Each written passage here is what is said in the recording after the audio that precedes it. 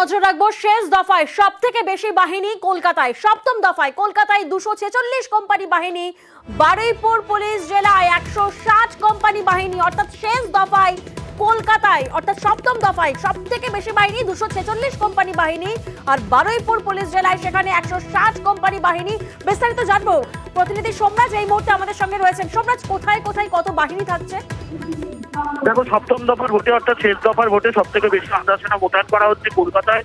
246 company কেন্দ্রীয় বাহিনী মোতায়েন করার সিদ্ধান্ত নেওয়া হয়েছে।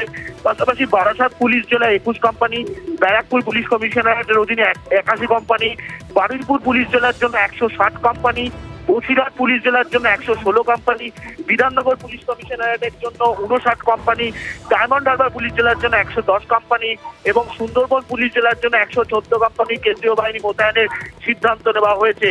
মূলত সপ্তম দফা অর্থাৎ শেষ দফার ভোটে যে আগামী 1 জুন ভোট হবে, সেখানে কলকাতাতেই সব থেকে বেশি, অর্থাৎ কলকাতা পুলিশ কমিশনারের অধীনেই সব থেকে বেশি কেন্দ্রীয় বাহিনী মোতায়েন করা থাকছে। 246 কোম্পানি কেন্দ্রীয় বাহিনী তারা বিভিন্ন বুথে বুথে থাকবেন, তেমনটাই নির্বাচন কমিশনের তরফে সিদ্ধান্ত নেওয়া হয়েছে।